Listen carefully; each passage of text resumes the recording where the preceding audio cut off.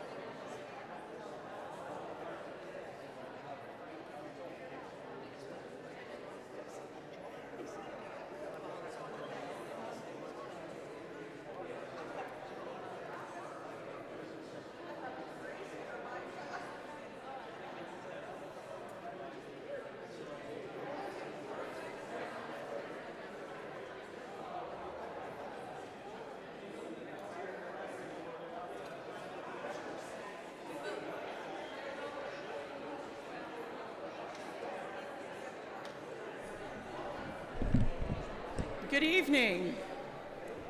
If I could have your attention, please. We're going to get started. I want to say on behalf of the congregation here at First and Central Presbyterian Church, welcome. I'm Reverend Laura Vio, and I'm more than thrilled to welcome friends and neighbors into our sanctuary for this town hall. Before I introduce tonight's speakers, I want to take care of a little bit of housekeeping and give you a sense of the flow of the evening. As the evening goes on, some of us might need to step out to take care of physical needs. And so there are 2 single-stall restrooms available through this door. One is down the first hallway to the right as you leave this space, and the other one is farther down the main hallway across from the office. Should those be occupied, there are more upstairs on the second floor, and you can get there through the stairs or the elevator down in the main hall. Here in this room, I want you to be aware that we are live streaming this evening. The camera's up in the balcony if you're curious. We'll remind you again, but when we get to the time for questions and answers, we'll be providing microphones for you to ensure that those who are tuning in can hear your questions as well. And finally, that is a reminder to silence your cell phones. The acoustics in this building are wonderful. We don't want to hear your ringtone, and neither do our friends online, because that would distract us from our purpose for tonight, which is to hear from 2 of the folks who are working very hard on behalf of Delawareans to ensure that all of our rights are being honored and protected. We will start this evening by hearing from Mike Brickner, Executive Director of the ACLU of Delaware, and then he'll turn the program over to Delaware's Attorney General, Kathy Jennings. Once they've provided an overview of what we all need to know, they'll walk through some of the steps that we can take to support their work and stand up for and with our neighbors and ourselves. And we'll close the evening with a time for you to ask your questions. So let me introduce Mike. Mike Brickner has been the Executive Director for the ACLU of Delaware for right around 5 years now. He came to Delaware from Ohio, where he was State Director of All Voting is Legal, after serving with the ACLU of Ohio in the position of Senior Policy Advisor. All that to say, he brings years of experience to his work among us, particularly in the areas of criminal justice system reform, safe and equitable access to reproductive health care, and LGBTQIA+ rights. In my conversations with Mike, I found him not only incredibly knowledgeable and passionate, but also deeply compassionate. And for all of that, I am grateful. So, Mike, take it away. All right, thank you so much, Laura. Everyone can hear me okay, correct? All right, perfect. I always get nervous with these head microphones, but thank you so much, Laura and Terry and all of the other folks from First and Central Presbyterian for hosting us today. I love coming and speaking at houses of worship because you all are oftentimes the hotbeds of change in our community. So I just love coming here and speaking to folks who are of like mind. So thank you for opening the doors for us tonight. I also do just want to take a moment to recognize all of the volunteers and the ACLU staff who are here. Can you raise your hand if you are a volunteer or a staff member?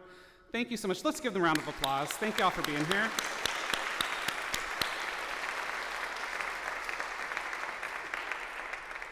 So, anything much going on in the news lately? No? Okay. So it has been a busy several months. I oftentimes say it has felt like the longest decade of my life, these last 4 or 5 months, because every single day there seems to be something new that we are outraged by, that makes us angry, that makes us sad, that makes us scared, that makes us go through that gamut of emotions, right? So every single one of us have felt probably one of those emotions at least one day. And chances are you probably felt a multitude of those emotions in one single day. But what I'm here to try and instill in each and every one of you is maybe some new emotions. I want to instill some hope, some optimism, some resilience, and some ready to kick some butt mentality right now, because we have, I think, a great country, a country that has a lot of promise to deliver equity and justice and freedom and liberty, and each one of those things is under threat right now.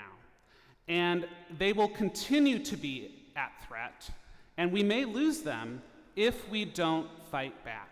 And so we're going to focus on how we are currently fighting back right now and what we need to do, what the path forward will be to get us to where we want our country to be.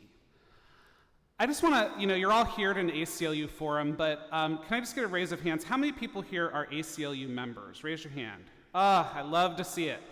So I want to talk just really briefly about the history of the ACLU, because I think it's important to keep in mind and why I think the ACLU is uniquely built for this moment. We were founded in 1920. Back in 1920, there were civil liberties violations left and right. People were suppressing the rights of unions to organize. There was rampant racial discrimination all throughout the country, and especially in the South.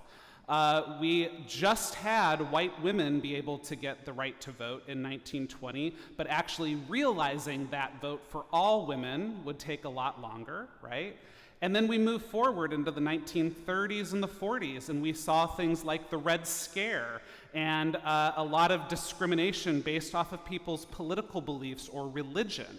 And we moved into the 50s and 60s, and more of that continued as we went into the Vietnam War era and the civil rights movement. And then in the 1970s, we had government spying on people like John Lennon and other anti-war activists. And we started to see then the birth of some of the really bad policies in the late 70s and early 80s that would fill our prisons and fuel the war on drugs and mass incarceration. And that moved into the 90s then, where we continued to see our prison populations grow, and we would see attacks on communities of color. And in the early 2000s, we had the 9/11 attacks, which resulted in more government spying, discrimination against people for expressing their beliefs or for their religion or their national background. And then we moved into the 2010s, where we saw mass deportations under the Obama administration. We saw surveillance and spying grow even larger. And so we have had threats for a long time and throughout the history of the ACLU. I would say this time, right now, is very unique because we have attacks on all fronts and on the very bedrock principles of our country. And so it requires us to act a little bit differently, to take the threats a little bit more seriously. But we at the ACLU, we have been made for this moment because we have been tested in fire previously, and we have been preparing for this for over a year. I will tell you, my colleagues at the National ACLU and throughout all of our affiliates, we started getting together back in November 2023 to start to plan for what is going to happen in November 2024 if Donald Trump wins the presidency. I don't know if I'm happy to tell you this, but almost every single thing that we predicted might happen has come true so far, right? Donald Trump is many things. He is oftentimes extremely transparent, right? He tells you what he's going to do. So we knew that there were going to be horrific attacks on immigrant communities, because ever since he first came down that escalator in 2015 announcing his first campaign, he has denigrated immigrant communities. We knew that he was going to attack transgender people and the broader LGBTQ community, because he has done that since the very beginning of time when he has entered as a political candidate. We knew that he was going to threaten people of color because if you go all the way back to the Central Park Five, he has always attacked people of color. And so we knew that that was going to be a threat as well. And we knew that he is, at his core, a bully who punishes people who disagrees with him. And so we knew that the First Amendment was going to be at stake. And so we've been prepared. And it's been tough the last few months, but I am proud to say that in the first 100 days of the Donald Trump administration, the ACLU filed 110 legal actions against that administration. Right?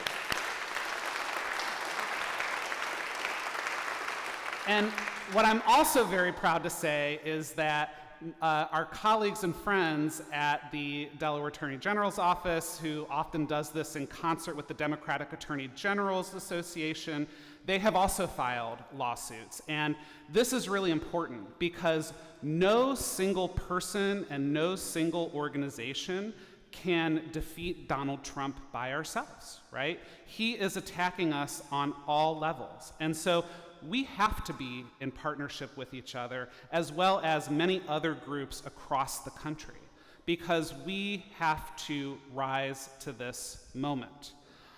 I want to talk briefly about the legal challenges, but I also want to then give you a sense of the other things that we can and should be doing in this moment. This month is Pride Month. Did we all celebrate on June 1st? Yeah.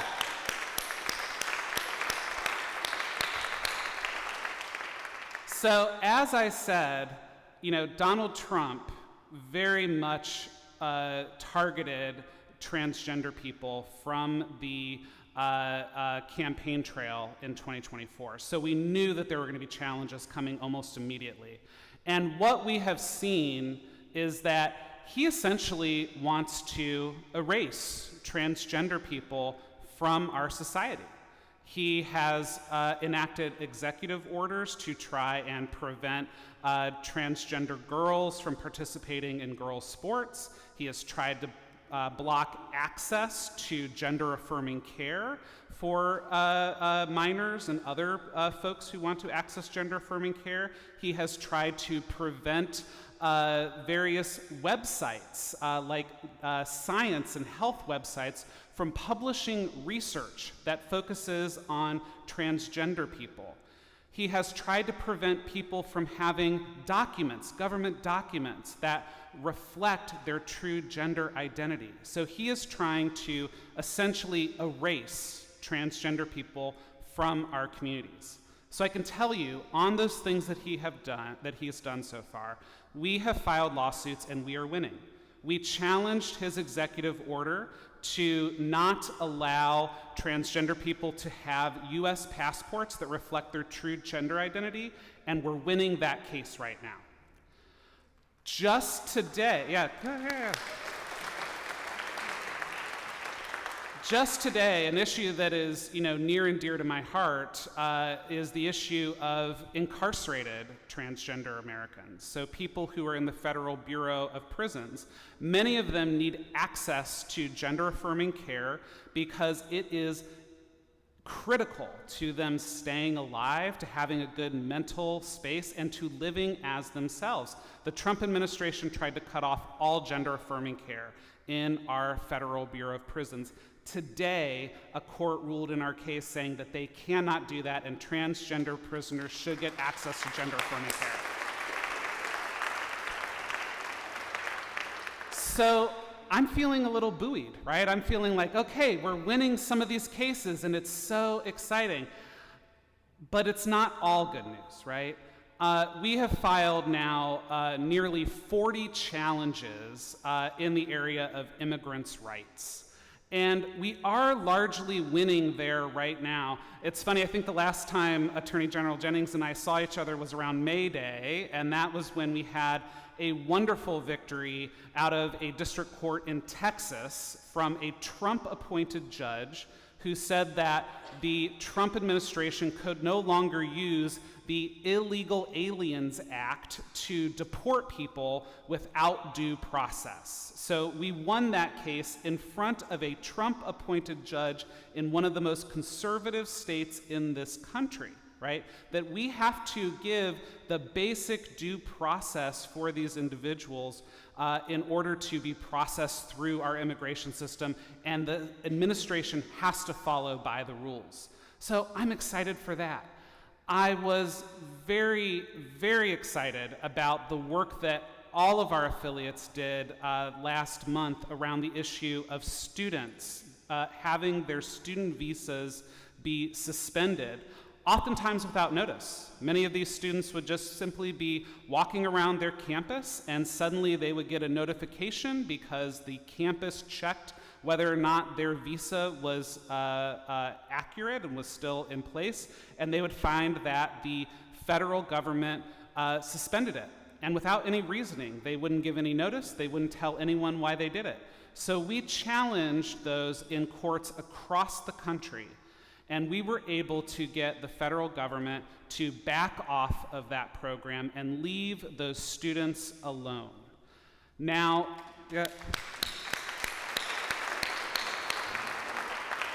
Now, the fight isn't over, right? We've already heard from the federal government that they're going to go back to the drawing board. They're going to figure out a new way to try and target those students. But we are going to be there defending those individuals. We have taken some losses, too. One of our cases was helping to protect people who are here on temporary protected status, people from Venezuela and Haiti and Cuba. And just last week, the US Supreme Court ruled that, in fact, the federal government can go forward and start to remove some of those individuals. There are over 500,000 people from those countries on this temporary protected status right now in the United States. And so those people are now at risk. Many of them fled their countries because they needed to have protection from political violence, or there were there were problems in their country that left their safety at risk. And so that case is not over. We are gonna continue to appeal and work through the case. But I think that this is a really good example that the courts are not the only thing out there. They are incredibly important. And again, the work that the Attorney General is doing, the work that the ACLU is doing, the work that so many other organizations are doing is critical in the courts, because the courts right now are holding the president to account. But how many of us are worried about what the US Supreme Court might do on one of the issues that we care about, right? And the reality is that you probably have some good reason to worry, right? I am old enough that in my lifetime, I have seen fundamental rights that were once guaranteed under the US Constitution be thrown out. And guess what? You only really need to be 3 years old to remember that, because we saw that in 2022 when the right to reproductive freedom, the right to access abortion, was overturned in the Dobbs decision. But we've also seen it in other cases where the US Supreme Court has chipped away at the Voting Rights Act, which was the crown jewel of the civil rights movement in the 1960s. We've seen it where they have overturned affirmative action in institutions of higher learning. And so for us to be a little bit suspicious of the US Supreme Court and to be worried about where they're going to go, I think is absolutely right and absolutely something that we have to be concerned about. At the same time, there is work that we can do. I was really excited because a couple of my colleagues went a couple weekends ago to Washington, D.C., because our national office had a really great campaign. We have a big case in front of the U.S. Supreme Court right now called Skirmetti, and it is about rights of transgender Americans to access gender-affirming care and to be protected from discrimination when they're accessing that care. We did a campaign across all 50 states where we had transgender Americans make a section of a quilt. And those sections went to Washington, D.C. We had a big concert, a big celebration out in front of the U.S. Supreme Court. And we gave visibility to the lives of transgender people. And we made them feel affirmed, we made them feel seen, and we raised those issues up to the public consciousness. And that is some of the work that we have to do right now. I believe that courts will oftentimes make the right decisions on issues, but we also have a role to play as the people in the United States. How many of us have attended a rally in the last 6 months? Yeah? Give yourselves a round of applause for attending a rally. I love that. For those of you that did attend a rally, would you raise your hand if the number of people at your first rally was under 20 people? Raise your hand. Yeah? Okay, so we had some early adopters here. If you can yell out, the last rally you attended, how many people were there? We were in DC. Couple thousand people at their last rally. I remember in beautiful Newark, I attended one of the first rallies that Indivisible did, and I think there were like a dozen people out there. And then I went to the Hands Off rally a few months later, and we had 3,000 people there. If you can turn out 3,000 people in small little Newark, Delaware, oh, my Ohioan came out, sorry about that. Newark, Delaware, then that says a lot, because you know what? I started to see elected officials show up, I started to see news cameras show up, and it starts to change the conversation. Because let me tell you, as many of us that felt scared and unsure and a little fearful when Donald Trump first became inaugurated, elected officials are human beings just like the rest of us.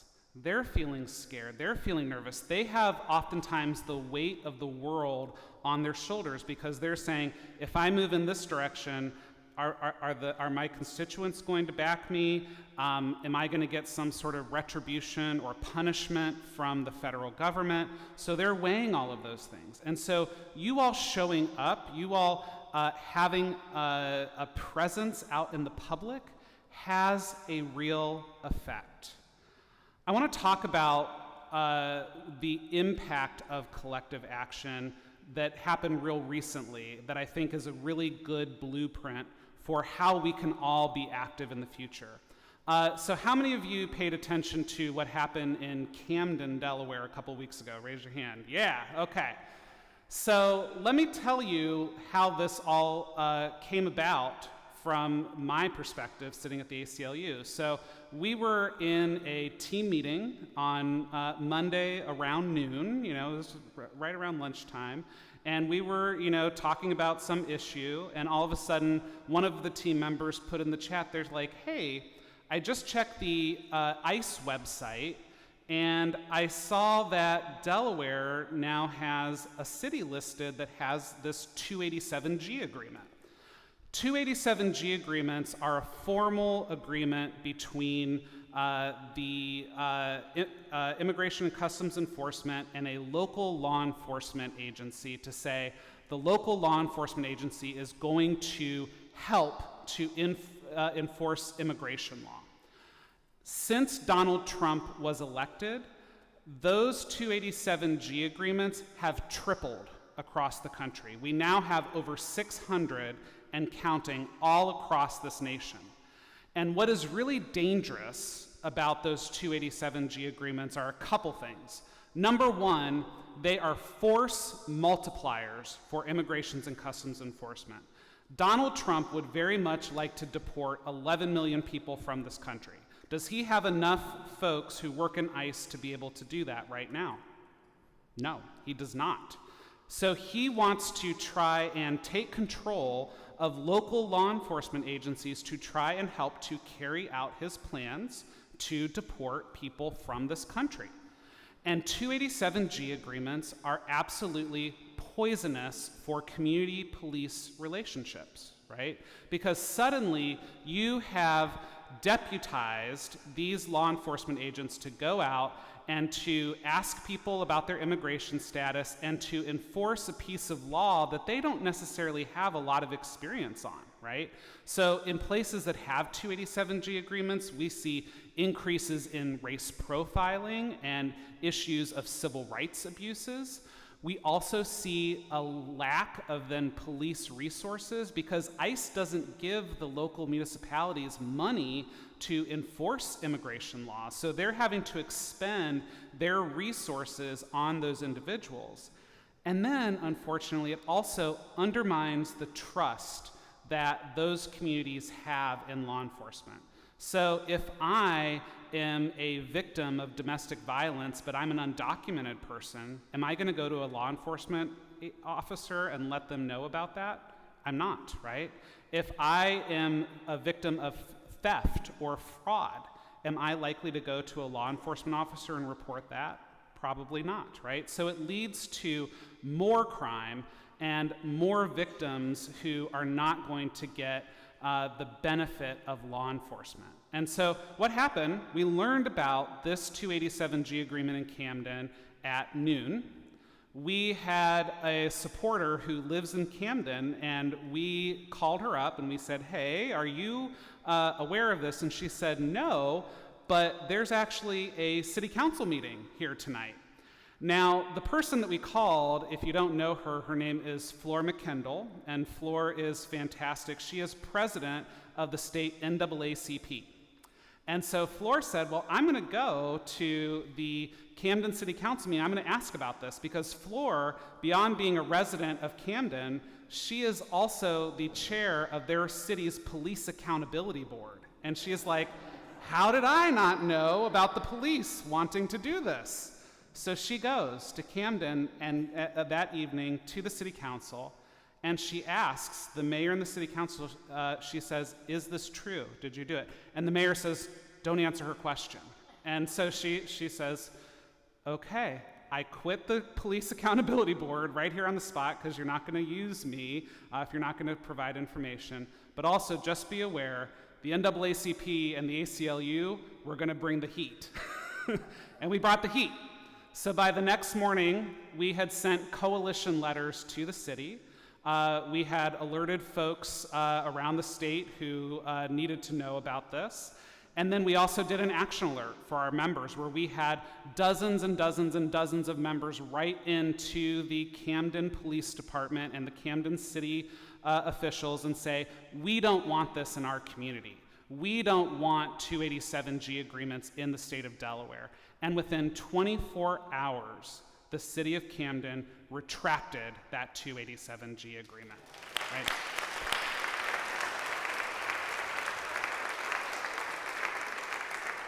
And that's the kind of work that we have to do, right? That is the power of collective action, where people in the community got together, they spoke truth to power to their elected officials, they spread the word to the media, they contacted folks within state government to get them active, and we were able to make that change. And so today, we have a lot of opportunities to do very similar things. Right now, in the state of Delaware, we have laws that could move the ball forward on civil liberties. I'm actually wearing, and you're going to see a few of the other staff, and I think I see some audience members with these, our Firewall for Freedom t-shirts, right? Where we trained now over 600 people in the state of Delaware how to be activists and how to erect this firewall for freedom. Because right now, does it feel like the world is on fire a little bit? It does, right? We can build some protections here in the state of Delaware to ensure that our rights and our liberties are protected. You know, that starts with filing lawsuits when we see horrible things coming out from our federal government that we can challenge immediately. But it also starts with passing laws that will protect people's rights. So right now, in the General Assembly, we have a dozen pro-immigrant rights bills that are pending. They would do things like ban these 287G agreements throughout the whole state so that there can't be any other Camdens out there that try and do this type of work. We also have laws that would prevent the federal government from doing some of these dragnet raids that they might want to do in sacred spaces like courthouses and schools and places of worship. We also have protections around folks from being profiled because of their national origin, and making sure that our local law enforcement are not looking at people and assuming what nation they come from and that they might be immigrants from how they look, right? In addition to that, though, we also have laws pending that would protect some of our core First Amendment beliefs. So again, I love that we're here in Pride Month. One of my favorite laws right now that's moving through the General Assembly is one that would prevent book bans for libraries and schools. Because what are a lot of the books that are getting banned talking about? They're talking about gender and sexuality, right? And so if we want to make sure that our kids have the freedom to learn, we have to pass protections that will make sure some school district or a local library doesn't suddenly pass that some sort of policy that will prevent us from having those books in our libraries and in our schools. We also have several great bills pending on voting rights and on probation reform. And so there's so much that we can do right now that every single day when I come back from working at the ACLU, I say, we have such potential here in the state of Delaware. And I really believe that we have more potential than just about any other state in this country. So let me ask you, show of hands, how many of us know the name of our state senator or state representative? Raise your hand. Okay. Now keep your hand up if you have ever seen your state senator or state representative out in public. And keep your hand up if you've ever had a personal interaction with your state representative or senator. Look at that. Now, if I did this in the state of California or the state of New York, how many people are going to say, oh yeah, you know, I see Gavin Newsom all the time at Wawa, yeah, all the time. It doesn't happen, and yet many of us can say, I see Matt Meyer out in public all the time. I see Kathy Jennings all the time. I see my state representative and my state senator all the time. And so we have real power here, because oftentimes our elected officials are our friends and neighbors. They're the people who know us. And so when I go and talk to my state senator or my state representative, it carries a real weight. It gives us the ability to really affect change. And so we have less than 30 days until the General Assembly closes for this year. We can pass some real reforms. We can take some actions to erect that firewall for freedom while we also file the litigation, while we also stand up against Donald Trump. Because as I told you, Donald Trump is many things. He is very transparent. He will tell you what he's going to do. But at his core, he is also a bully, right? He likes to use threats and aggression to get people to do what he wants them to do. And if you, how many of us have dealt with a bully in our lives at some point, right? If you give the bully your lunch money on the first day, what does he do on the second day? He comes right back and he asks for the same lunch money. And maybe the third day he asks for a little bit more. And then the fourth day a little bit more. And so we have to use all the tools that we can to try and push back against that bully. Because yes, we have the courts, and the courts have started to erect that barrier. But also, what happens when the courts don't rule in our favor? What happens when the president and his administration may not listen to the courts anymore? We have to also look at our state legislatures, and we also have to look at ourselves. Because yes, there are three branches of government: the executive, the legislature, and the judiciary. But the most important piece of the government is us. It's we the people. And with our collective action, we can make a difference and we can help to save this country. So, that's the end of my remarks here. I want to now introduce my friend, Kathy Jennings. And so Kathy gets the unfortunate pleasure of having me introduce her in that I don't have her bio in front of me. So I told her I was just going to say nice things about her. And here's what I will say about Kathy. Number one, it's actually really fun to do this because the nature of our organizations are that oftentimes we appear adversarial to one another, because the ACLU, we oftentimes file lawsuits against the state, and the Attorney General is the attorney for the state. And so oftentimes, we're on the other side of the court when we're in the courtroom. But what I always like to say is, when your back is against the wall, you oftentimes learn who your friends are. And one of my favorite times in mine and Kathy's relationship was in 2022 when the Dobbs decision came down. And I remember, we got this horrible news, and very soon after, we were meeting in her office and talking about the threat to reproductive freedom. Luckily, we had put in place protections in state law to ensure that we still had the right to an abortion. But we also knew that there was going to be a lot of misinformation, a lot of fear, and a lot of people who might be coming from other states who needed support here in Delaware.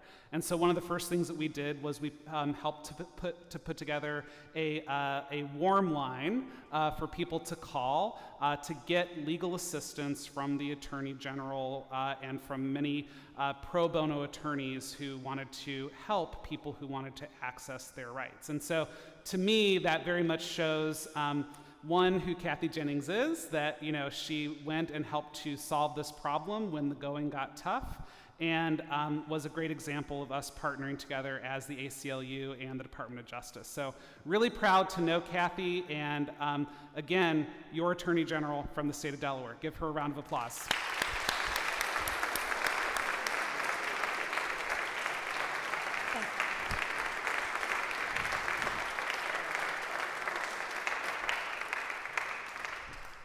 Thanks, Mike, my friend, and thank you to the ACLU for the great work you're doing to save our democracy. Good evening, everyone.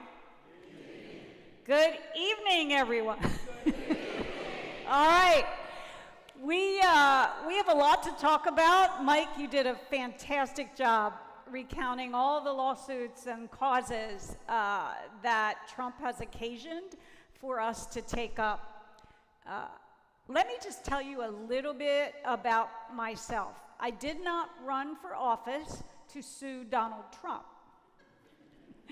When I first ran in 2018, I ran to make our criminal justice system more fair and equal for everyone, regardless of the size of our wallet, the color of our skin, or the zip code where we live.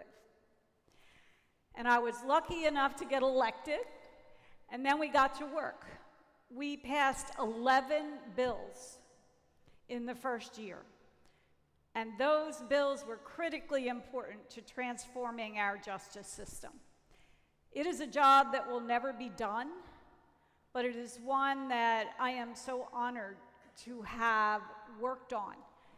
We got the first ever clean slate bill passed, thanks to Senator Darius Brown and our ACLU friends, and I can tell you that today thousands of people have had their records erased, and they are able to get jobs.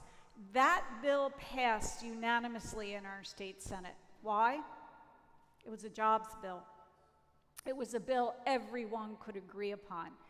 A bill that says you don't have to be tarnished forever with the smaller level crimes that you have been convicted of, and it's worked really well in the state of Delaware. My goal, somebody asked me when I was campaigning what the goal was.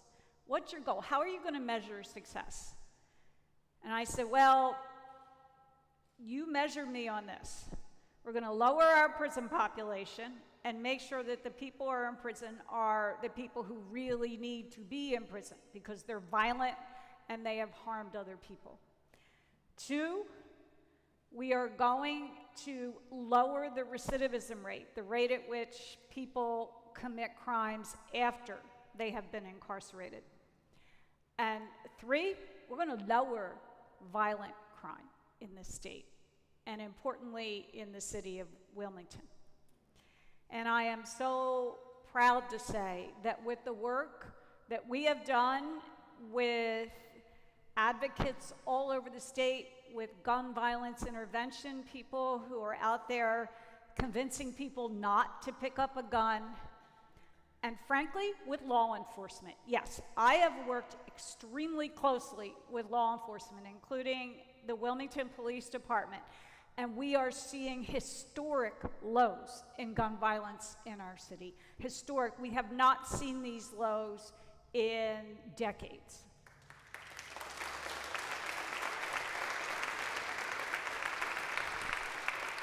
Our prison population is lower. I know Mike would like it to be even lower, but I can tell you it's significantly lower, and our recidivism rate is down 60%. Those are numbers that you can fact check me, please do, and I will tell you that that was always going to be a team effort. I am tremendously proud of the role law enforcement has had in our state. I work each and every day with the Wilmington Police Department. They're keeping us safe tonight. They're out here, and I think we owe them a round of applause because they're doing their jobs. They're doing their job. So I didn't come here tonight to really talk about the past, but I can tell you that all of us have had to rise to the occasion. And when we were so pleased with the results of the work we have been doing, along comes Trump 2.0. I was around for Trump 1.0 for a brief period of time. I was sworn in January of 2019. And I looked up to all these Democratic attorneys general who had sued Trump over 100 times. Frankly, the guy didn't know what he was doing, so we won over 70% of those cases. Those lawsuits began with the Muslim ban, and they ended with us suing the United States Postal Service. I never thought I'd be suing the post office, but we did because they were deliberately slowing down the mails before the election. And so we went to work and we sued the Postal Service, and they stopped slowing down the mails, and they brought back the mail sorters, and guess what? Trump lost. Like, he really did lose that election, right? He really did lose that election. So I thought, my job's done. I can go back to finding justice for victims of violent crime and keeping our gun violence rate low. We still work on that all the time, so we're doing all of that work. But he comes along again, and the nation, some in the nation, the majority, sort of, voted for Donald Trump again, and here he is. He is our president. He is not our king.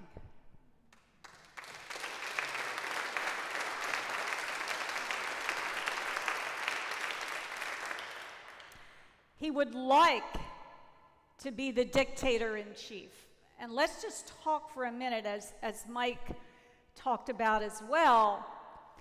What do people who really don't believe in the foundation of our country, who don't believe in democracy, who are obsessed with themselves and their own grandeur and their own ego and their own power do? They start to create scapegoats right away. And who are his scapegoats? They are people who are immigrants. They are trans people. They are people who don't follow his dictates. These are the enemy. And people bought that these individuals are the enemy. Let's just talk about something called DEI, diversity, equity, and inclusion. Who doesn't believe in diversity in this country? Diversity is a good thing. It's a virtue. It's a value. It makes us all better. The more diverse we can be, the better off we all are, because we are a nation of diverse people. You don't want to believe that, but we are. And equity. Don't you believe in equity? I've always been taught that equity is a virtue. And inclusion. Making sure that everyone is welcome at the table. Making sure everyone believes they've been treated with respect. And that we are better for our diversity, for our equity, for our inclusion. So what did Trump do? He created the evil DEI ban.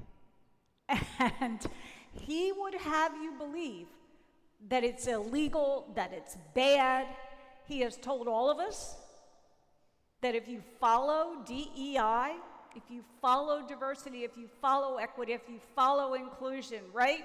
Deldra, she's our chief of staff, and she believes in DEI, and we're following DEI in our office. And anybody who tells you it's illegal is lying. It is absolutely legal. These are good things. He has threatened to cut funding for agencies that pursue diversity, equity, and inclusion. And what have we done? We have sued him. We have sued when he decided that he was going to cut that funding to states. We have sued when he did it to the Department of Transportation and FEMA, and he has threatened this over and over again.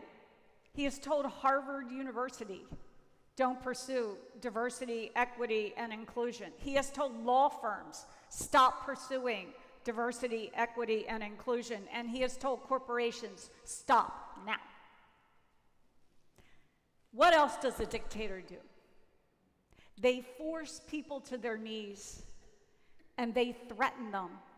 And they say, if you don't take a knee, we're going to cut all your funding. And guess what? We might start prosecuting you for illegal acts. He's done it with immigration, and he's done it with diversity, equity, and inclusion. The bulwark of our democracy is courage. It's courage to stand up for what is right in the face of those threats. It's courage to say, you are not the dictator of the United States of America. We didn't vote you in to do that, and we will not stand for it. And that's how a movement begins. You are all part of this movement. Let me talk for a couple of minutes about the Democratic AGs Association. I'm very honored to be co-chair of that association, along with the Illinois Attorney General, Kwame Raoul. We have written countless letters and educated people that DEI is a good thing, not a bad thing. Don't get rid of it. And Kwame and I have really taken the lead on that across our country. It's really important work. Our Democratic Attorneys General, there are 23, 22 states, and the future state of the District of Columbia.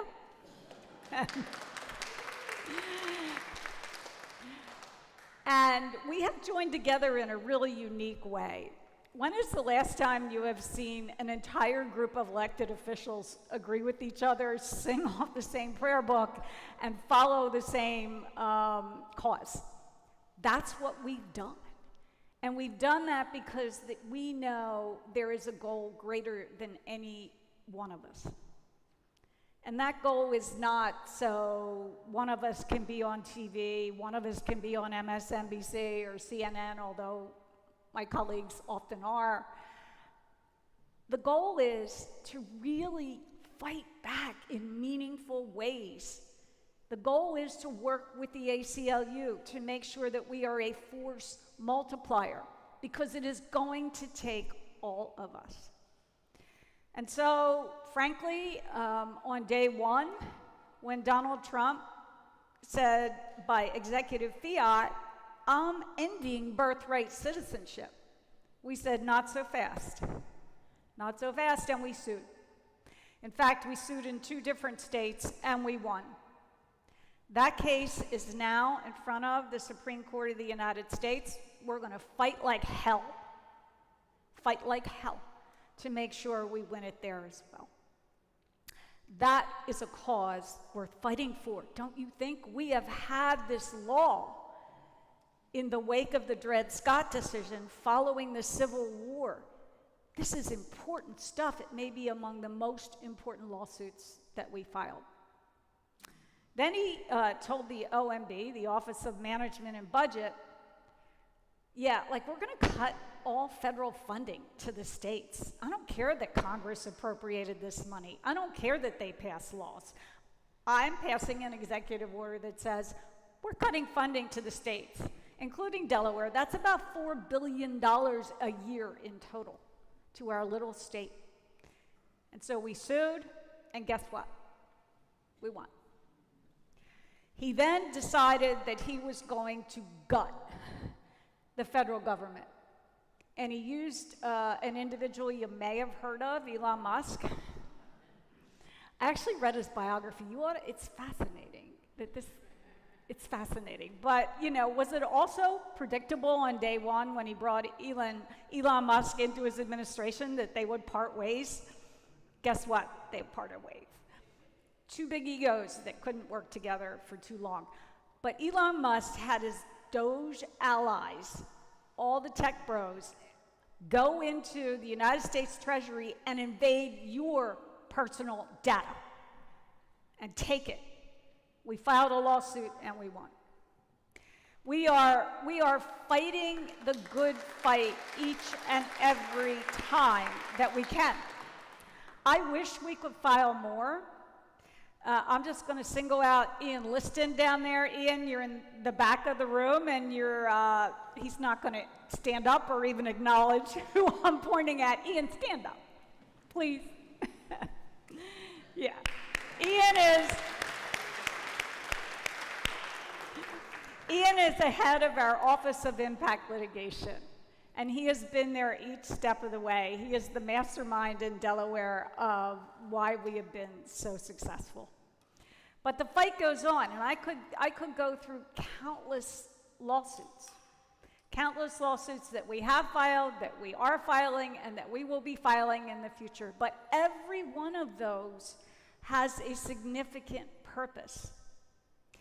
If Trump wants to cut the federal bureaucracy, go to Congress and get it cut. But Congress voted for these laws. Congress voted for the appropriations that go along with that. For example, AmeriCorps. AmeriCorps is an organization near and dear to many people's hearts across this country. And as Senator Chris Coons often says, it's where he met his wife. And so it meant a lot. So I said, Senator, Delaware's going to take the lead. And Ian said, you did what? I said, yes, Delaware's going to take the lead on this one, and you cannot destroy AmeriCorps. And it's been like this with so many different lawsuits. We've sued to save our public education system from complete annihilation because Trump doesn't believe in public education. Well, guess what? All of us do. And there's more to come. There's so much more to come, unfortunately. And I believe we are going to enter, before we come out of this very dark tunnel, even darker times. And what do I mean by that? Mike talked about 287 agreements. The good news is not one law enforcement agency in our state has signed a 287 agreement, but for one.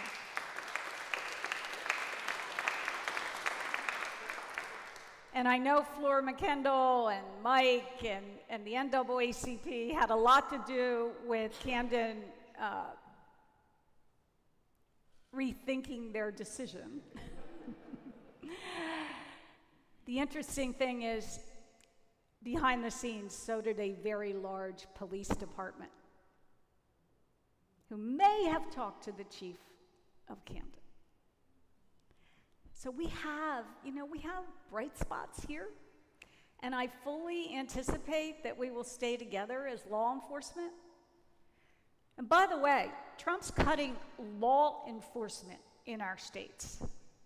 In New Jersey, that he somehow has targeted as one of his, first aims is to destroy the state of New Jersey. He has cut their federal funding for law enforcement initiatives that drive down gun violence. He doesn't believe in gun safety laws.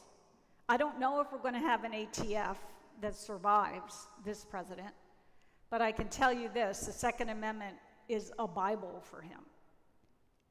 And we will see an increase in violence if we don't have the ATF and if we don't keep fighting for gun safety laws in this state and in this country. He has taken aim front and center against immigrants.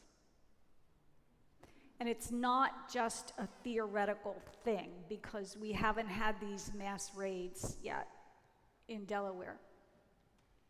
It's a real tragedy that is playing out each and every day with every family that is affected.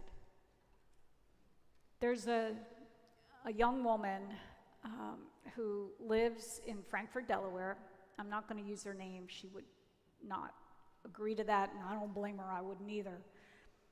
And she has children, young children. She came undocumented from Honduras.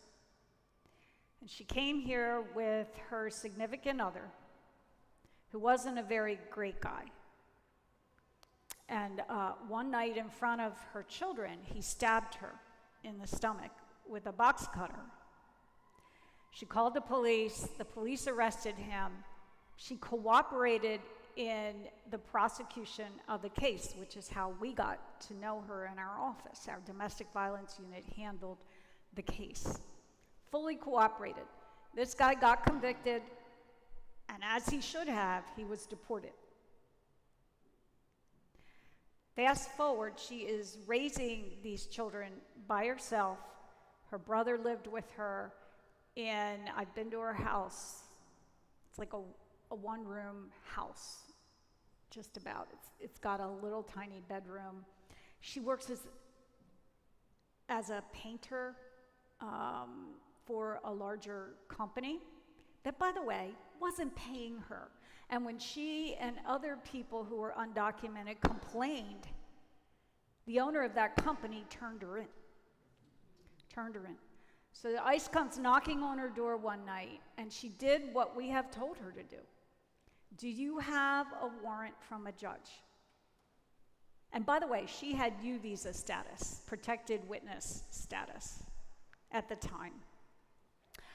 And ICE, rather than say, no, we don't have a warrant from a judge, they came in, they arrested her, and they hauled her away in front of her children. She was then flown to a Louisiana detention center. The Community Legal Aid Society was representing her, and thank goodness, because they called us. And they said, we're not even sure where she is, but we need your help. And our Chief Deputy Attorney General had previously been in the U.S. Attorney's Office, and he was familiar with the local immigration ICE people, and he was also very familiar with immigration law. And so he said, look, we can do one of two things. We can immediately file a writ of habeas corpus and get her the heck out of there because they should not have arrested her. Or I can try to use back channels. And he did. And he got the local ICE agents, who were not the ones who arrested her, people out of Maryland did, in a matter of days to agree to release her. And so our victim witness people funded her return trip. A woman who works in our office who helps with immigration services flew down to Louisiana to meet her. She never would have been able to get home on her own, and flew back with her. And I am happy to say that she is now safe with her children.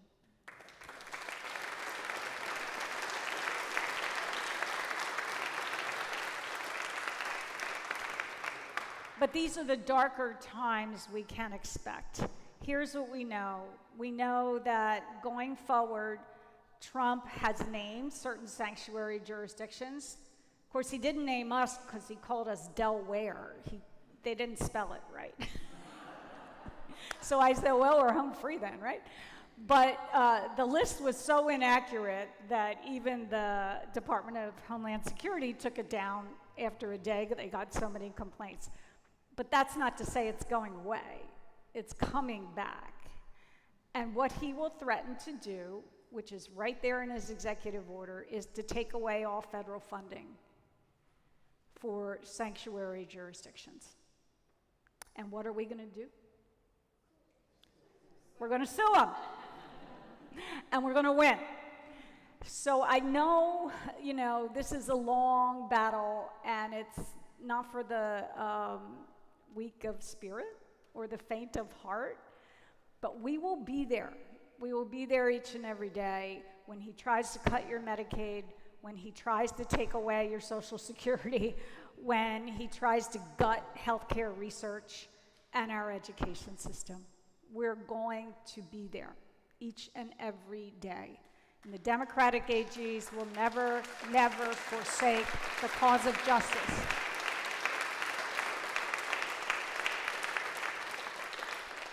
What can you do? You can do everything.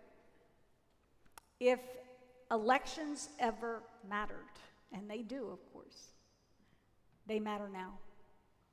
And the midterms may seem like a long way away, but look, we've lived through over 100 days of this guy. We're going to make it to those midterms, and we are going to get a Democratic majority in the House. We are going to get Congress back, at least the House.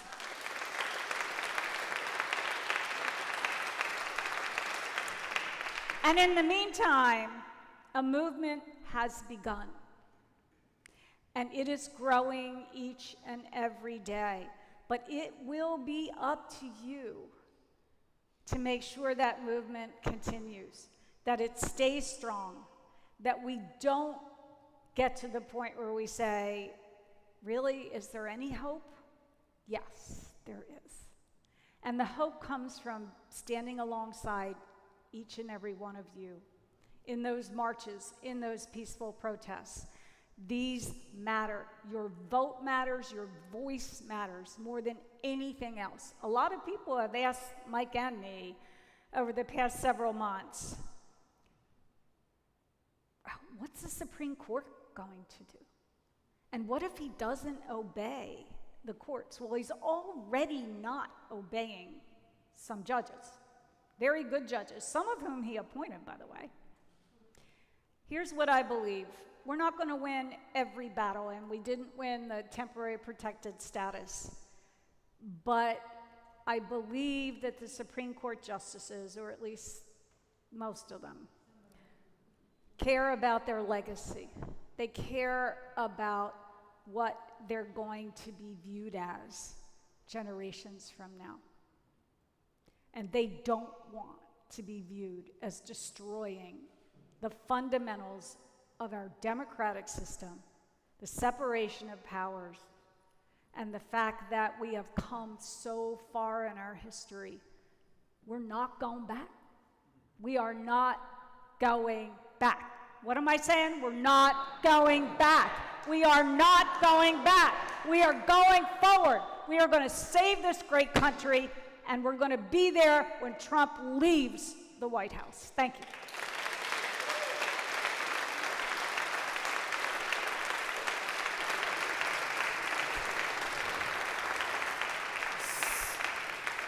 So really briefly, because we want to leave time for questions and answers, we also wanted to have a little bit of time just to, and I think Attorney General Jennings gave us some really great enthusiasm and things that we can do.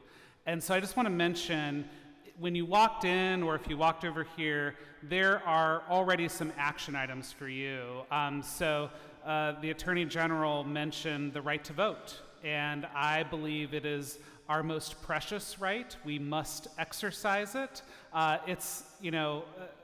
we should be involved more than just voting every year. We have to be involved 365 days out of the year, but we absolutely have to exercise our right to vote. Right now in the state of Delaware, we have an active campaign to make it easier to vote. Unfortunately, we're a little bit behind the times with some of our other states. We right now don't have the ability to vote absentee without an excuse. Right now, we have one of the furthest out registration deadlines of any state. Whereas many states, there are 23 plus the District of Columbia, allow for same-day voter registration. And unfortunately, in our state constitution, we still have some of those Jim Crow era felony disenfranchisement laws that give lifetime disenfranchisement to some people with certain criminal convictions, and also don't allow people who are on probation or parole to be able to vote. Luckily, thanks to the Attorney General's office and a technical ruling from our state Supreme Court, we still have early in-person voting, but it's really by the skin of our teeth. Because the folks who challenged it could bring back a new lawsuit at any moment and challenge it once again. So we want to enshrine all four of those things in the state constitution. Early in-person voting, absentee voting without an excuse, same-day voter registration, and taking out those felony disenfranchisement laws. We have postcards for all four of those things at this table or the table back there. I would encourage you before you leave, fill out each one of those postcards. So you're going to fill out 4 of them, hand them to a volunteer or staff member. We will deliver it for you to your elected official. And I know you might be thinking, oh, well, maybe my elected official, they're already on my side. Don't assume that they necessarily agree with you. But also, even if they do, give them a pat on the back. Say, I'm going to send you this because I want to make sure that you know I appreciate your position on this really critical issue. Beyond that, if you go to the ACLU Delaware website, we have action alerts on the probation reform bills, on immigration bills that you can take action on right now. We also have literature over here. The Attorney General also mentioned helping people to know their rights. And we're also going to be following up with all of you via email after this. You're going to get electronic links to the ACLU materials, but also the Department of Justice materials. We've prepared for people to know their rights if Immigrations and Customs Enforcement comes. Hopefully, you never have to experience that. But you want to be prepared. Don't wait until the day that somebody knocks on your door to wonder what your rights are. Be prepared and have a plan in advance. We've gone out and done dozens of these trainings throughout the state of Delaware. You can also go on our website and you can request a training. We'll be happy to come to you and to your local organization. So again, think about getting active, taking action on these important pieces of legislation, educating ourselves. Oh, and by the way, there's some more protests coming up. So we have the No Kings rally in a couple weeks, and we are going to be out there with you all, making sure that our nation understands that we are not going to tolerate any kings. Yes, we elected a new president, but we have not become a monarchy, and we are going to make sure that the president understands that.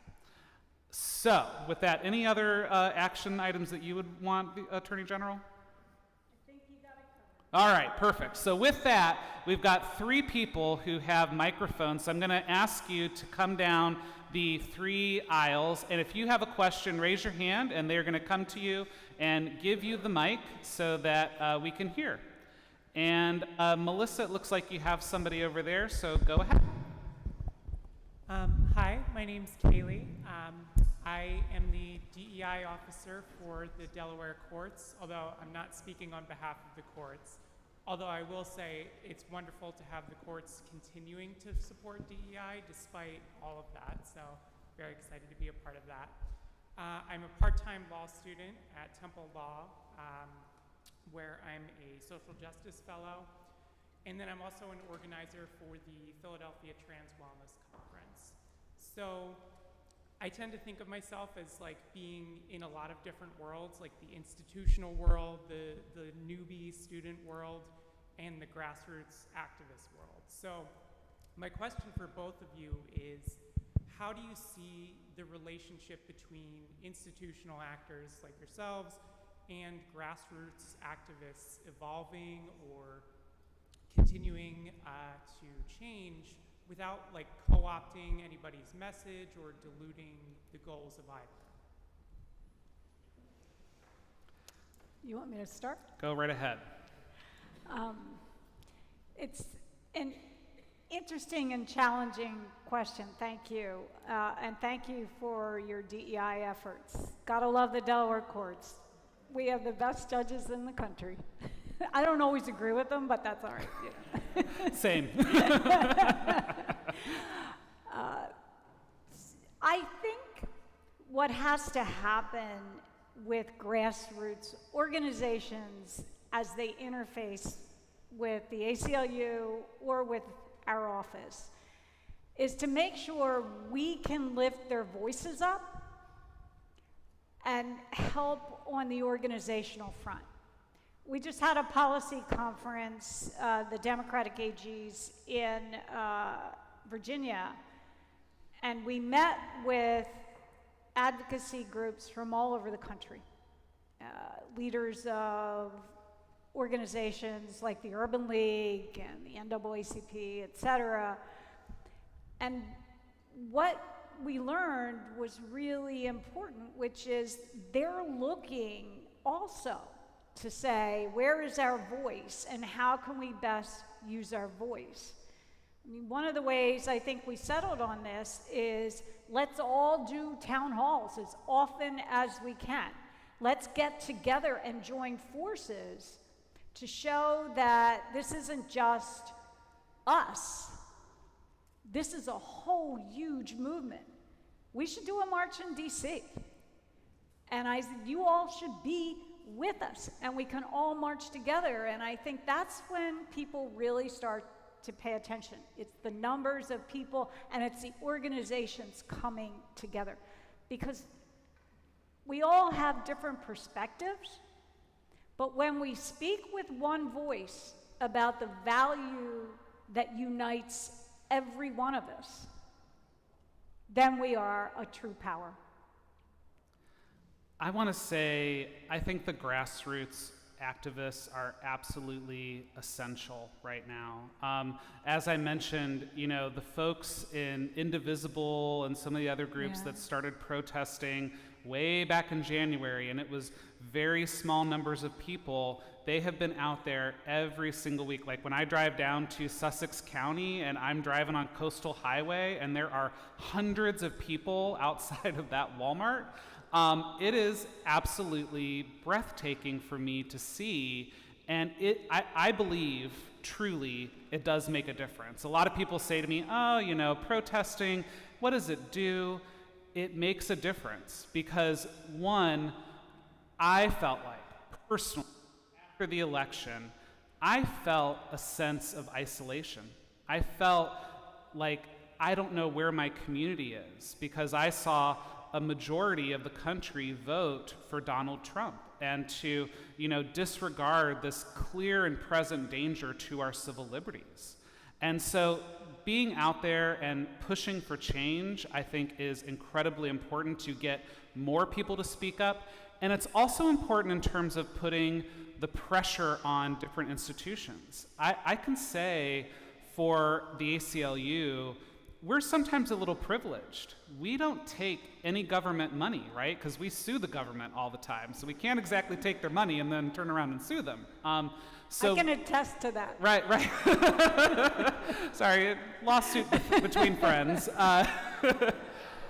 But, you know, a lot of the other nonprofits around Delaware and around the country are very scared to speak out right now. They're afraid that if they say, yes, we believe in DEI, or yes, we are going to stand up for our transgender clients, or we're going to stand up for immigrants' rights, that they're going to lose funding for their domestic violence program or their homelessness program or other vital things. And so I think the grassroots can be really instrumental in terms of helping to buck up and provide support to those organizations to give them the courage to be out there protesting and making their voices heard too. Because really the only way that we can get through this is with solidarity. And also it's important, I think, to call out the bad guys, right? Because, like, who's flying to Delaware right now? Right? Ice Air. And who likes those law firms that bent the knee immediately? You know, we've been calling them out every chance we get. And now the lawyers in those law firms, some of them are leaving, some of the clients are leaving. That's how we get stronger and stronger, by continuing to call out what's wrong and when people don't stand up for what's right. I see a question over here. I don't exactly understand how Trump has been able to get away with all these executive orders, particularly since the premise by which he did it is not constitutional. I don't, and I know that the Republicans are helping by looking the other way, but what can we do when it's so boldly and blatantly just broadcasted before us? I don't get some of these executive orders that he's doing. So I think, number one of the first things that we're doing for many of these executive orders is challenging them in court. And I think that that's, step number one is tying them up in court. But I think for what you and the general you, can individually do is, again, to use your voice to speak out against them. Because here's what I think is really dangerous about a lot of these executive orders. So the Attorney General spoke about one of his first executive orders, which was to end birthright citizenship in the United States, which was, passed as part of the Constitution after the Civil War to enfranchise formerly enslaved people, right? This is something that has been baked into our country for decades, close to centuries and centuries, right? I never dreamed, if you would have asked me 10 years ago or 20 years ago, that we would be having a serious debate about whether or not birthright citizenship was constitutional in this country. And so the dangerous thing that he is doing with these executive orders is he is perverting our norms. He is moving the conversation over here so that we are debating something that actually doesn't even need to be debated. And so I think that we have to use our voices to push back firmly against that, whether you're using your social media, you're talking to your friends and neighbors, your family members, you're out protesting, because again, the way that he is using the media, the way that he is using these executive orders is absolutely perverting the dialogue here in this country and moving us to a place that I think could negatively impact us for a long time to come, because whoever follows Trump, they're not starting from over here in the conversation, they're now starting from over here. And that's how we start to lose that right that's over here. Yeah, the premise of a lot of his executive orders is false, as you said. They're unlawful. Basically, in many cases, he completely took over the role of Congress. When he cut funding, he took over the role of Congress. When he basically eliminated, for example, AmeriCorps and the Department of Education, these are already funded agencies, and Congress already passed these laws. He's not a legislator, but he thinks he is. And when he ignores the judge, he thinks he is more powerful than that judge. And so we need to make sure we're calling him out. When he, by executive order, removed birthright citizenship, that was profound and wrong. And the first judge to hear the argument basically laughed the government out of his people, the White House, out of court and said, you can't be serious. You really doing this? And so I think it's important not only for us to keep doing our jobs, to have judges rule that you can't do these things by executive order. We do have 3 branches of government. But, to keep winning. And I think we have. Mm-hmm. And I think judges, even judges who have been appointed by Trump, are now ruling against him. That's significant. I think we have a question over here. Hi. 2 things. First of all, I'd like very much for people in positions such as yourselves to stop saying that the majority of Americans voted for Trump. The majority of Americans did not vote for Donald Trump. My bad. Yeah, no, it's a very good point because the majority of people did not vote for him. Yeah. The Absolutely. majority of people did not vote. That's true. So we have to change that narrative. In the same context, one of the things that I've noticed since January with the different protests and what have you that have come up is when you look at social media, you'll see pictures from cities where there's thousands and thousands of people. I don't know about anybody else here, but when I turn on my regular news, when I go to my trusted news sources, I hear next to nothing about that, next to nothing. So my question is there a legal framework for creating a strategy to force people whose job is supposed to be to tell us the truth, not just tell us what they think about the truth, but tell us the truth, to start covering these things so that when we turn on our televisions and we look at our social media, we see, my wife and I were just out just this last weekend, out by the airport, and we saw lots of people out there protesting against Avelo. We don't see that stuff covered. Is there a legal framework where we can force the media to start covering these things and start telling the truth about what these idiots are doing to our country?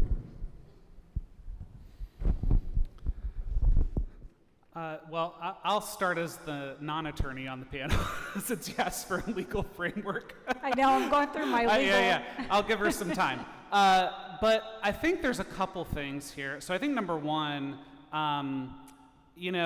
there's the problem of media and social media also reporting a whole lot of false things, right? And I think that there have been steps over the recent years to try and curtail some of that, or try and make sure that our social media companies have responsibility there to make sure that people know when there is false information.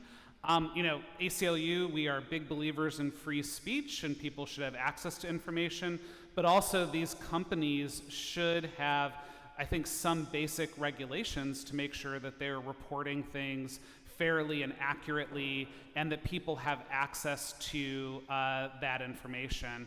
Unfortunately, a lot of what the Trump administration is doing right now is they are taking apart a lot of those checks and balances that had been put in place before, and so some of those things are becoming harder.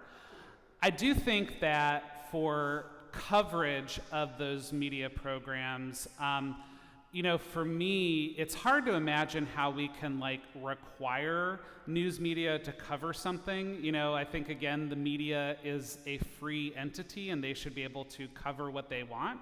But also, media depends on us as its consumers.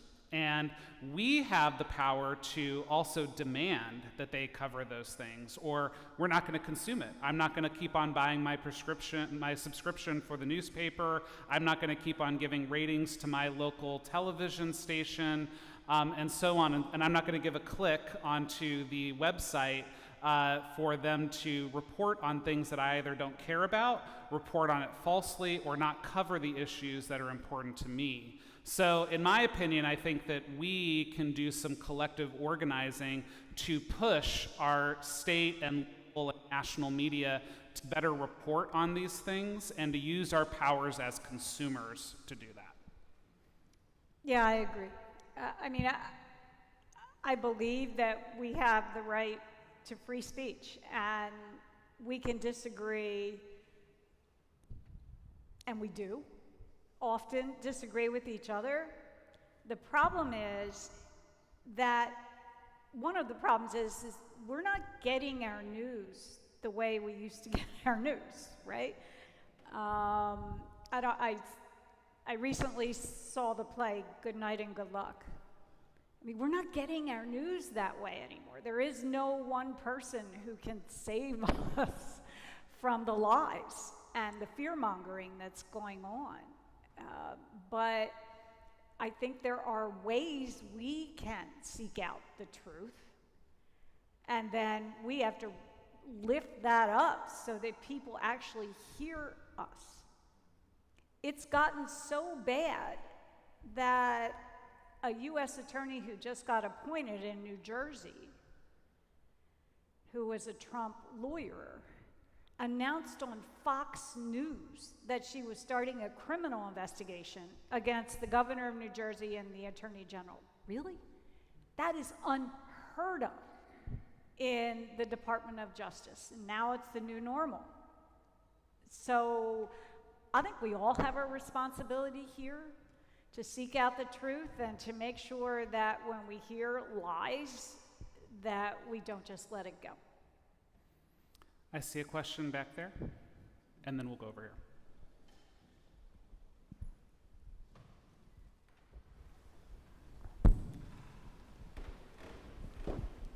First of all, let me congratulate the Attorney General for the work that she has done for the state of Delaware. Can you hold your microphone a little bit closer? There you go. This part. It looks like a little alien. I said, jeez. I said There you go. that I am very grateful for the work that you have done for the state of Delaware. That's more like it. That's a documented piece. This is an alien. Thank you.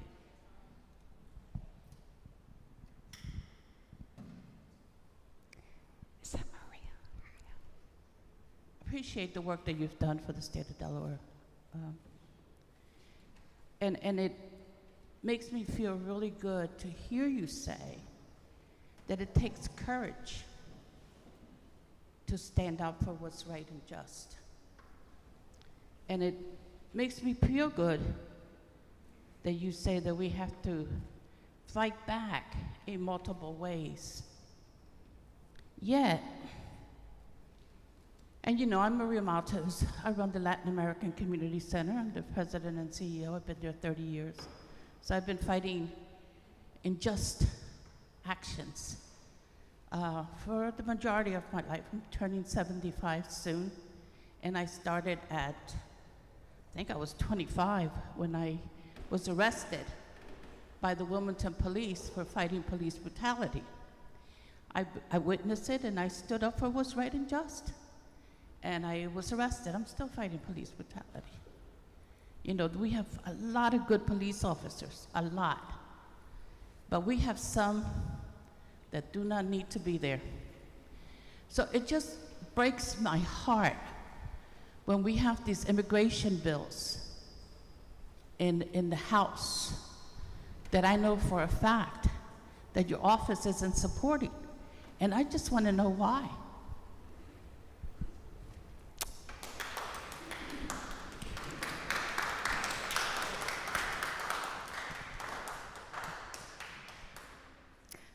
Maria, it's good to see you. So we have made a conscious decision about some of the immigration bills, the ones that include me being the arbiter of whether information gets out to the authorities, the federal authorities, or not. That's not my job, and it presents a direct conflict with the actual job our office has, which is to represent state agencies and give them legal advice. We cannot at the same time give them attorney-client legal advice, which we do every day.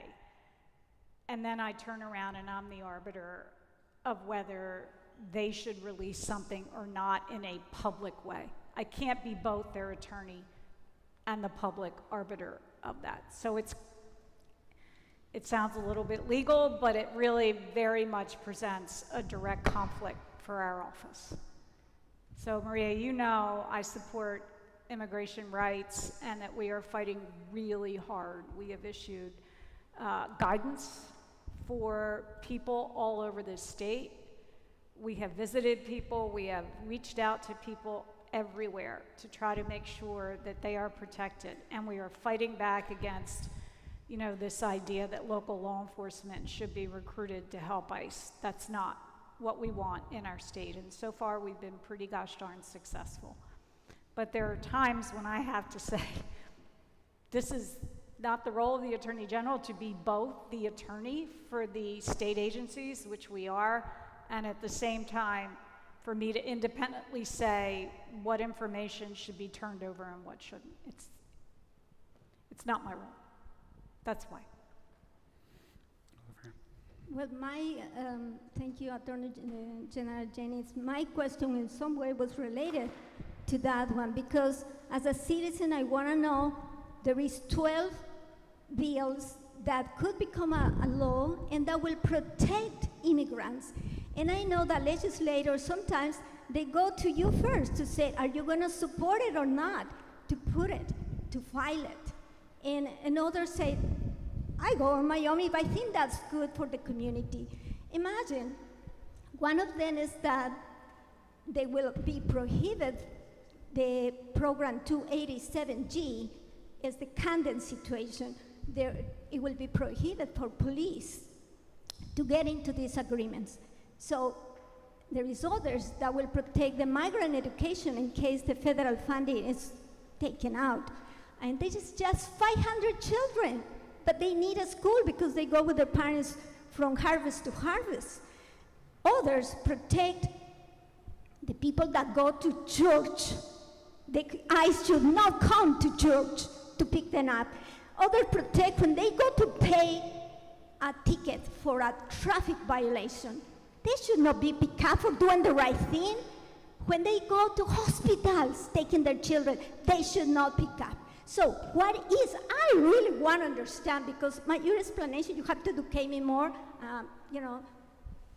explain to me more why those 12 good legislation that will protect immigrants, what are the ones that you support and the ones that you don't, or you don't support any of those, and why, please. I do want to understand, because I need to tell my community in what side you are. Yes. Well, I'm on the side of the immigrants, full stop. I am on their side. That's where I stand. And not only did we protect the woman who ended up in a Louisiana detention center, we'll do it all over again. We will do it each and every time we need to do it. Here's my concern about some of the bills. ICE is going to do what they're going to do. They're not going to pay attention. They're just going to do what they're going to do. I don't want them in a courthouse. I don't want them in a school. And I don't want them in a church. And the legislature can pass those bills. I don't know that that's going to make a difference when the federal government says, we're going to go into that church anyway because state laws are subservient to the federal law. Or we're going to go into a school anyway. They are going to do it anyway, and that's not right. But I also know this.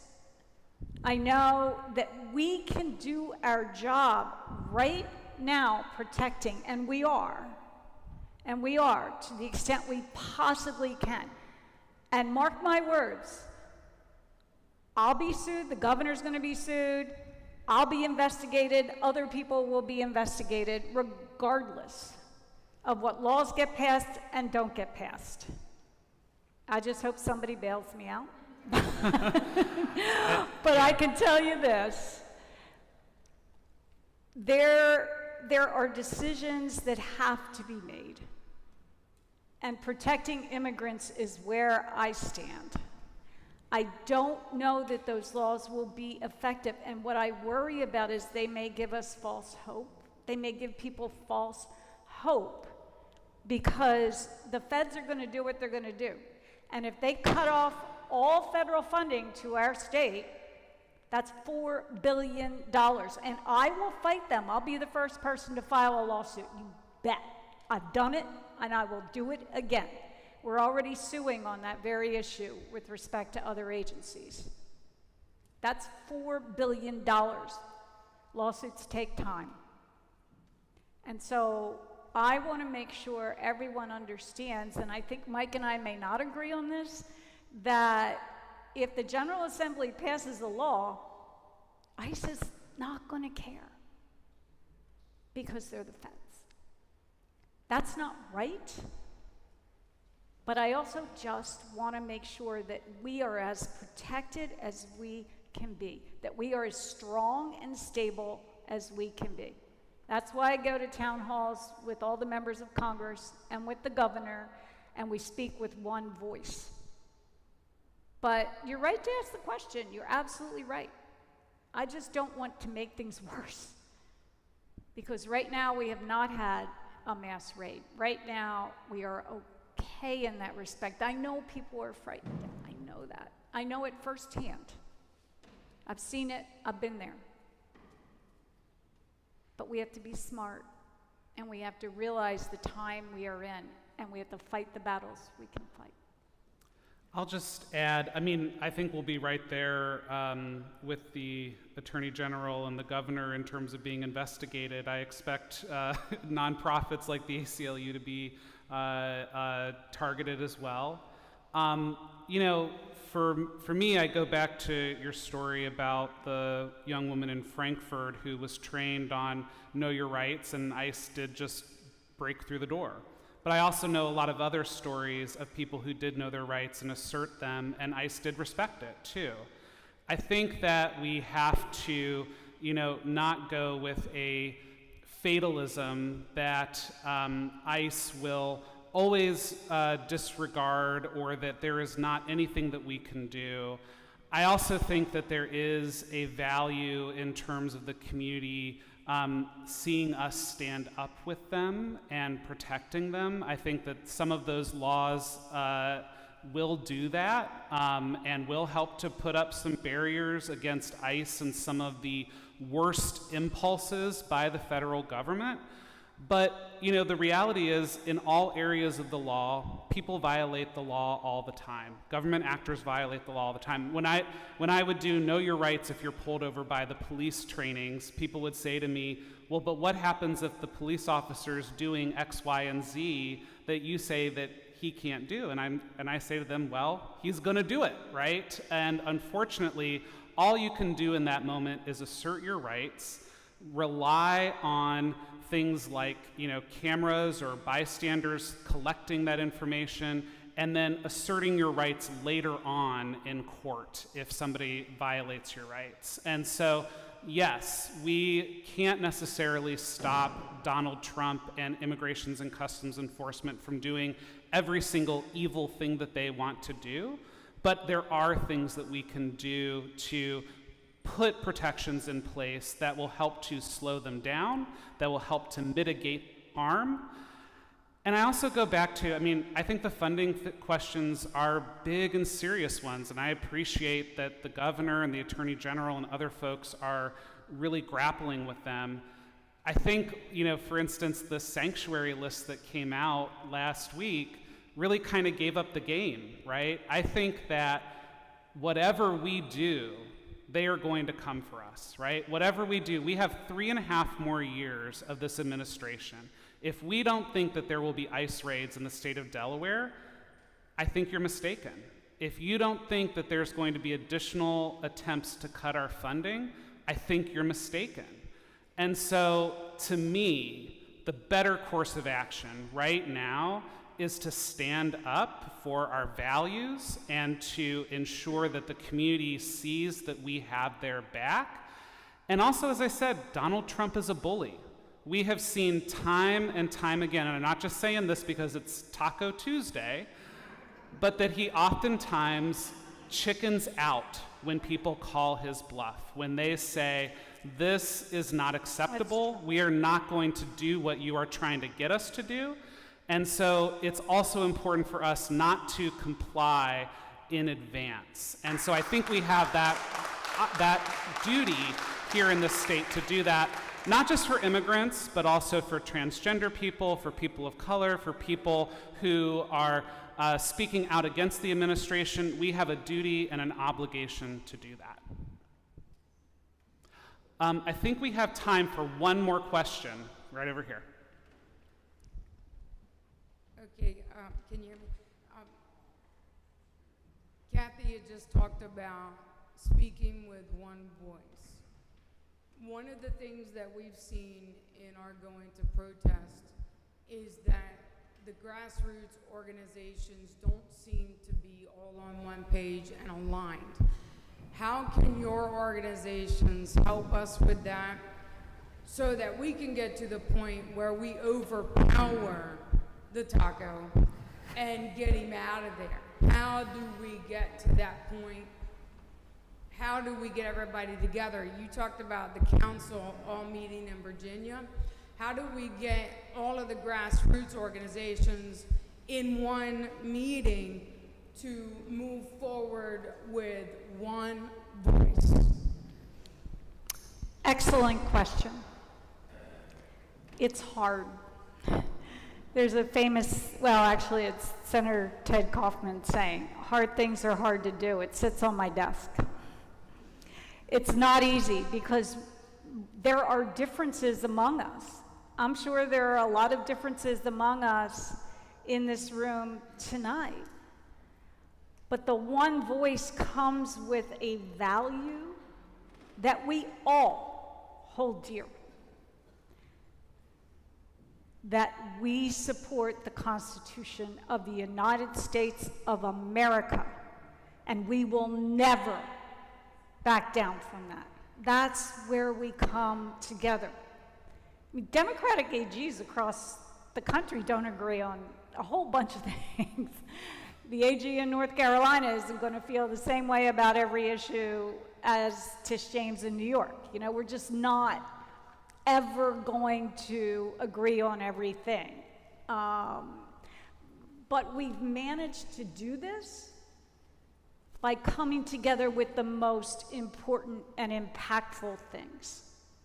And the questions are his actions harming the people we serve? Are his actions making life harder for people who need us the most? Immigrants, people who can't fight back. And if that's the case, then I am confident we will speak with one voice going forward, because we hold the most precious values in our country, and we are united in that battle. So I think that's what we all can say here, right? We can all say, I agree with this, or I don't agree with this, or I think you're too progressive, or I think you're not progressive enough. Come on. We're better than that. When fundamentally our country is at risk of failure. And dictatorships don't just happen overnight, they happen over time. Because he gets away with smaller things, and then he leads to bigger things, and he makes people bend the knee, and then bending that knee isn't enough, and he wants more and more and more. We need to fight it each and every day, and I know we can come together on that. I know it. I feel it in my soul, I feel it in my heart. And look, I'm up here with the ACLU. Right? If it can bring us together, Kathy.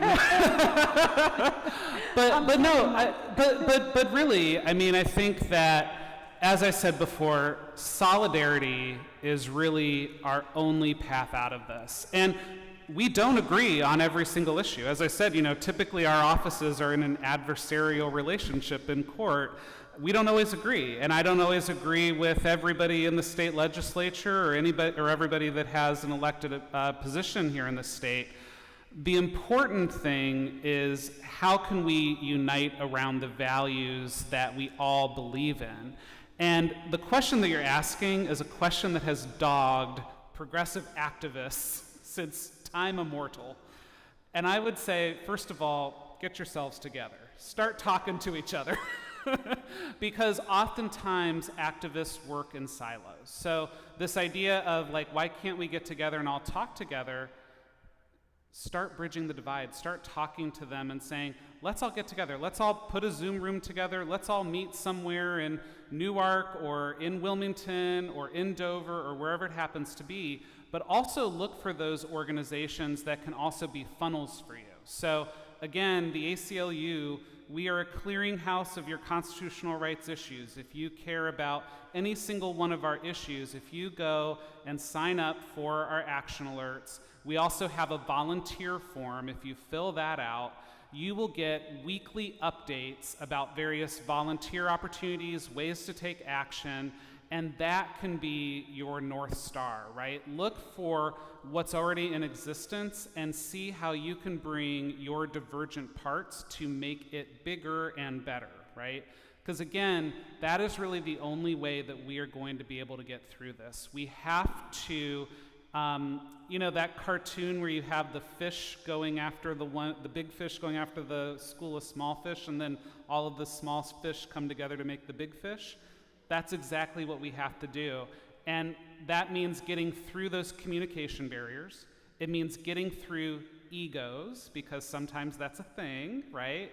And it means looking for those people who are already out there leading and saying, I don't maybe necessarily need to create my own thing, but I'm going to go over here and attach my people and my stuff to this organization that's already doing it so that I can make it bigger and better and increase their forces. So that would be my recommendation for you.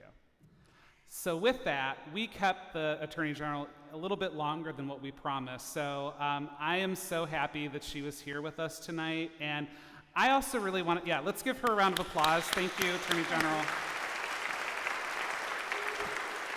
And I also want to thank each and every one of you, because I know it's been an exhausting several months. It feels exhausting for us too, right? But you're still showing up. And the summer months are coming. I want you to enjoy yourselves, enrich yourselves, and, love life, but also don't forget what's happening. Be a part of this work. Yes, go out and vote, but go out and protest. Make your voice heard with your elected official. Go to a community event. Talk to your family and friends and coworkers and neighbors about these issues. Each and every one of those actions matter. So go forth tonight. I'm not going to go into a religious proverb, I almost did for my Catholic education. Go forth tonight and make this world a little bit better. Thank you all for coming tonight. Give yourselves a round of applause.